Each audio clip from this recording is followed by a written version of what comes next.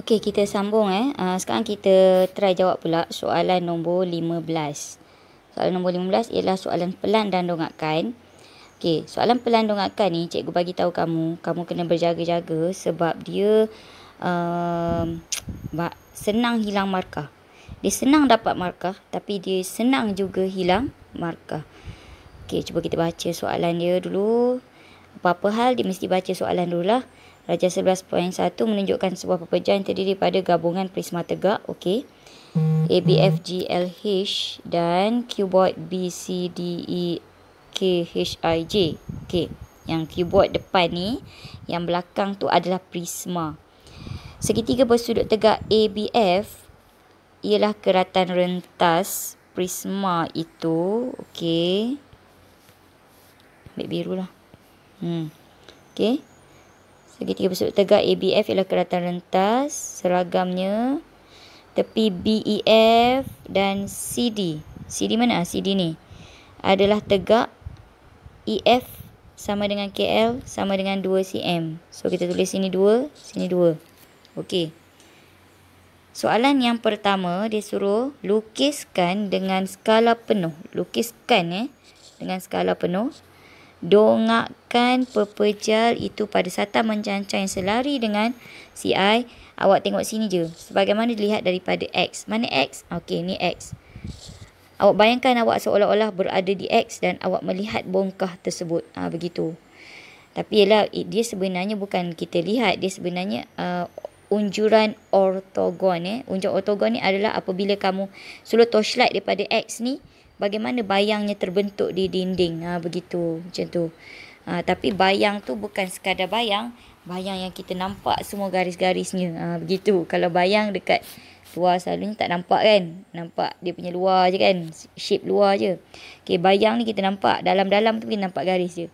Tu. Okay. So sekarang ni cikgu nak bagi tips.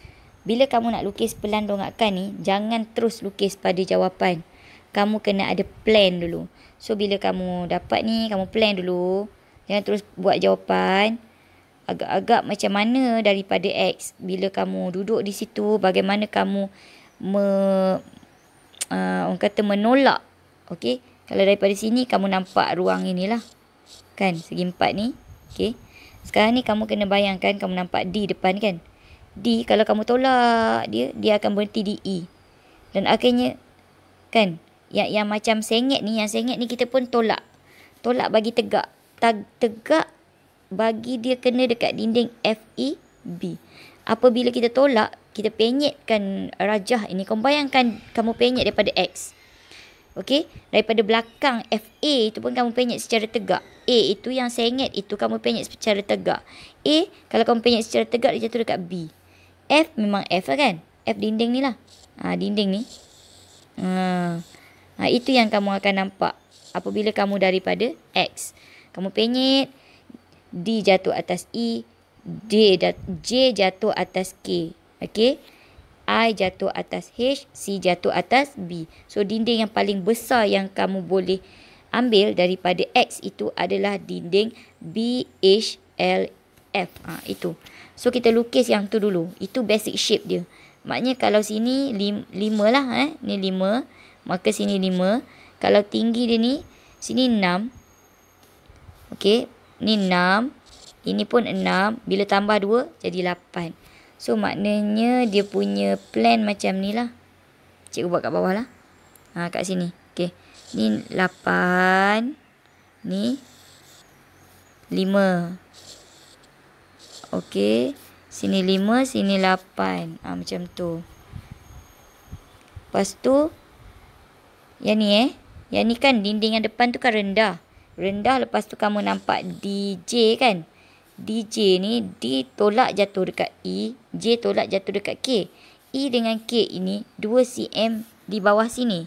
Yang ini adalah F dengan L. Kena labelkan sikit-sikit je, tak payah label semua lah. Maknanya F dengan L sebab kita nak tahu dia punya panduan tu. F, L, E, K kan. J ni kan ada garis ni. Daripada sini kita nampak garis ni, garis ni, garis ni. Betul tak? So, garis ni, J, dia tu jatuh atas K. Jatuh atas K, K tu dia 2 cm ke bawah. 2 cm ke bawah 2 cm ke bawah kamu tanda ambil baris, kamu buat macam tu. So ini 2, ini 6. Jadilah dia 8. Okey. Itu je lah. Kalau daripada X. Ni kalau kamu buat ni dapat 3. Okey. Kamu plan dulu, lepas tu baru kamu buat pada kertas. Ukuran mesti tepat ikut pembaris awak. Alright. Lepas tu soalan B pula. Soalan B dia kata sebuah kubus bertepi 3 cm dipotong dan dikeluarkan. Kalau tadi dia kan soalan B berkait dengan soalan A sebenarnya. Rajah yang daripada A tadi dibuat sesuatu. Sama ada dipotong atau ditambah di situ untuk menjadi rajah pada B. Kalau kes ni dia potong. Dia kata dia keluarkan kubus. Sebuah kubus bertepi 3 cm dipotong dan dikeluarkan. Meaning, sini 3 lah sebab kubus. Kubus kan sisi dia semua sama. Sini pun 3 lah. Begitu. Tu maksud dia. Kubus dikeluarkan. Okey, so 3. Okey, lepas tu apa dia nak?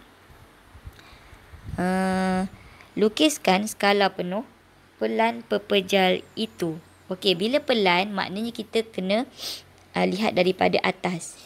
Daripada atas kita penyet. Awak bayangkan awak penyet dari atas, awak penyet bangunan ni dan paling bawah sekali ialah tapak dia ni.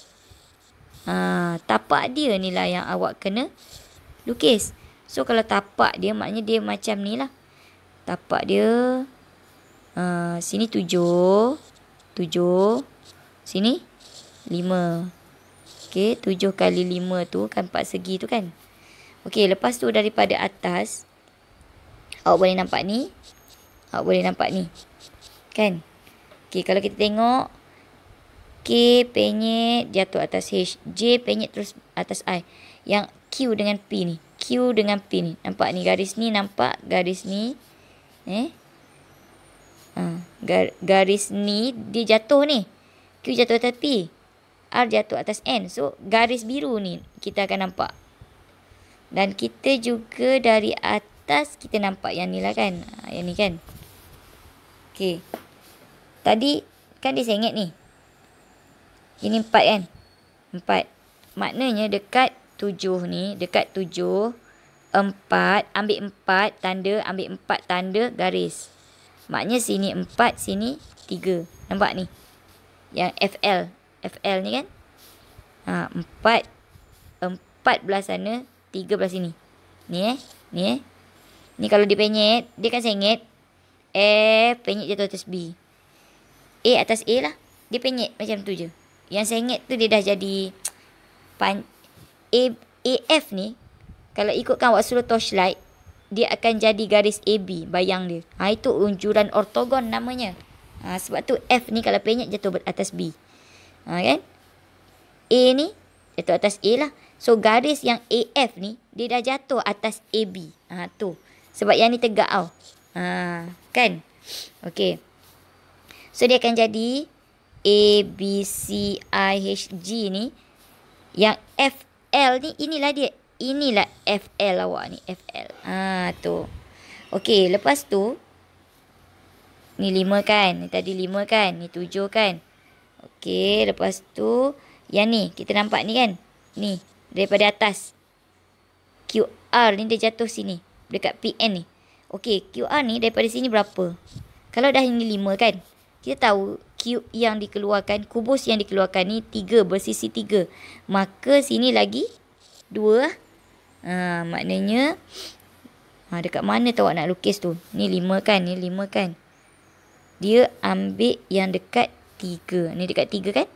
So, daripada 3 ni, awak ukur 2. Awak ukur 2.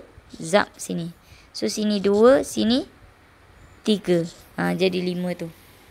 So, inilah dia. Plan dia. Lepas tu, awak lukis ikut 5 cm sebenar. 7 cm sebenar. Lepas ni, ukur 2 cm. 2 cm macam tu. 4 cm. Zap macam tu. Okey, so dapat 4 markah ni. Yang B1 ni. Okey, B kedua, dongakkan daripada Y. Daripada Y, awak bayangkan awak berada di sini. Sini duduk belakang bangunan ni. So, bagaimana awak akan nampak bangunan ni? Of course, awak akan nampak benda ni, betul tak? Ni kan? Awak penyek terus awak dapat ni. Okey, tapi sekarang awak tak boleh lukis. Sekarang ni awak kena bayangkan awak berada di sana. Di sana. So, di sana. Kalau awak berada di sana, yang belah kiri awak segi 4 ke segi 3? Macam tu awak kena. Maknanya awak kena pusingkan diri awak. Janganlah awak lukis macam ni. Jangan awak lukis yang macam belah sini. Belah sini segi 4 belah kanan, segi 3 belah kiri. Tapi bila awak berada di sana, bahu kanan awak berada pada segi 3, bahu kiri awak berada pada segi 4. So, awak kena ikut bila awak berada di sana. Awak menghadap di sana tu. So, maknanya dia akan jadi macam ni. Segi 4 dulu. Segi 4 ni berapa kali berapa ni? Kena tengok ni. Segi 4. Okey, ni 3. Yang ni 6. Nampak? Paling tinggi 6. Yang ni rendah kan kat belakang dia. Yang kat depan ni, awak depan di sini Okey, 6. So, sini 6. Sini 3. Itu. Lepas tu, yang sebelah dia ni, segi 3 ni. Segi 3 ni. Okey, segi 3 ni belakang ni. Dia naik lagi 2.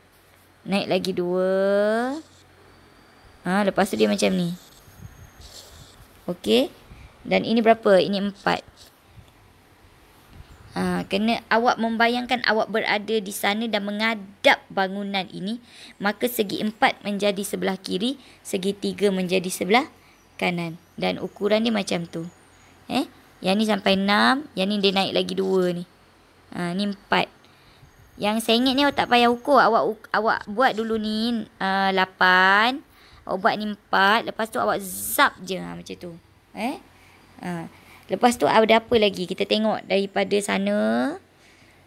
Okey. Wujudnya garis PN. Nampak? Tapi dilindungi oleh dinding yang depan ni.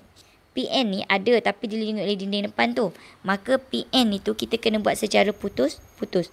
Kita kaji PN ni berapa tinggi daripada lantai. Tengok yang ni Yang ni diberi berapa? Kalau ni 6. Okey. Ni 3 kan? Dia kata 3. Sebab kubus tadi bersisi 3. Maka sini pun 3. Sini pun 3 lah. Macam tu. Okey. So, maknanya PN itu daripada lantai sebanyak 3. 3. Dekat sini lah. Garis putus. Dia macam tu. So, 4, 3, 6, 2. Yang ni lukis terus 8. Begitu. So, yang ni kan bila ada putus-putus ni awak akan dapat 5 markah. Nanti buatlah betul-betul. Dekat kertas A4 tak boleh buat dekat kertas graf. Atau kertas bertulis. Tak boleh buat kat test pad. Mesti buat dekat kertas yang kosong. Tapi cikgu nak bagi tahu kalau awak tukar je ni. Yang segi 3 ni macam awak berada di sana kan. Tapi awak lukis yang macam sini. Segi 4 tu belah kanan. Segi 3 belah kiri. Dia jadi terbalik kan. Tidak diterima.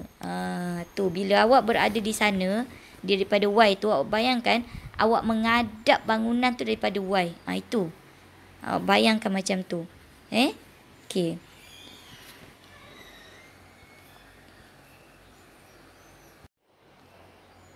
Okey, ni contoh yang dibuat oleh kawan awak lah. Betul lah ni. Kalau dari segi penandaan dia, okey.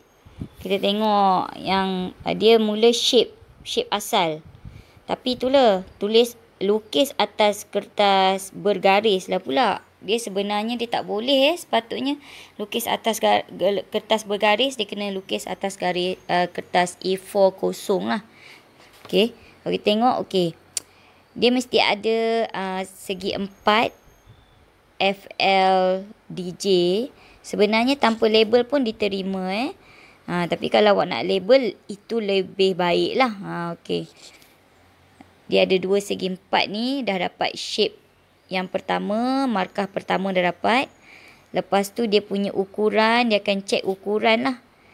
Ini sebab dalam gambar kan kita tak dapat pastikan. Tapi bila betul nanti, memang pemeriksa dia check tau. Dia guna pembaris. Dia check. Lepas tu dia punya ukuran betul, dapat dah markah yang kedua. 2 markah dah. Markah yang last tu dia punya 90 degrees. tak nak ada lebih-lebih, dia akan check sekitar ni ada tak lebih-lebih, ada tak gap, macam tu. Okey, dia buat macam ni. Maknanya dia check point garis tu straight, jangan ada double line. Macam tu. Baru layak dapat 3 markah terus. Okey. Alright, soalan B1. B1 tadi macam kita plan dia buat kan, sama kan macam kita plan tadi.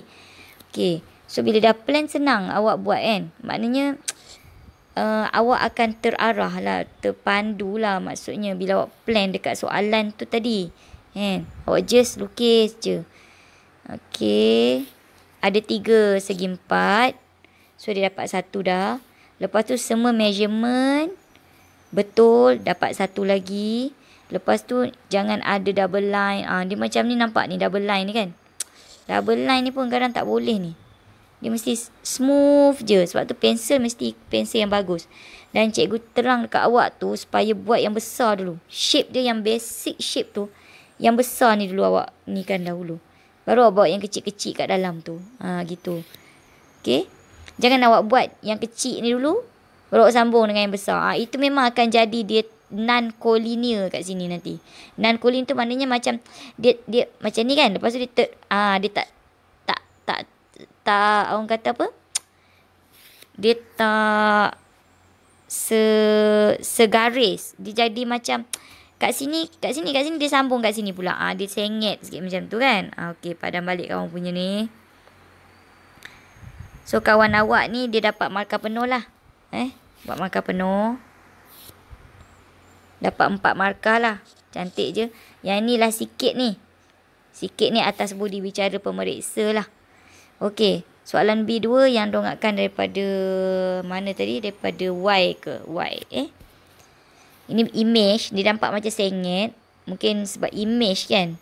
Tapi sebenarnya okey ni. Dia kalau pemeriksa dia check lah 90 darjah ni. Dia guna jangka sudut tau. Dia check 90 darjah ni. Kalau 93 darjah. Dia buat macam ni. 93 darjah. K0. Macam tu. Tapi dia markah pertama ada ni. Markah pertama ada. Markah pertama dapat. Markah kedua. Yang ni sebenarnya yang ni sebab cikgu buat ni contoh kan. Bukan dia tak ada masalah ni sebenarnya. Dia memang okey lah ni. Perfect. Lepas tu dia buat dia punya measurement atau ukuran dia, dapat markah kedua. Lepas tu garis putus-putus selalunya markah kedua juga. Dan seterusnya kualiti semua dia jaga, dapat lagi 3. So 5 markah untuk ni. 5 markah. So keseluruhannya 12 markah lah. Yang ni tak ada apa-apa. Ni saja cikgu buat ni. Dia ni betul ni, tapi sebab dia image, dia tangkap gambar tu kan macam dia jadi sengit sikit lah. Okey, macam ni lah pelan dan dongakkan. Awak kena buat macam ni, dapat 12 markah. Okey.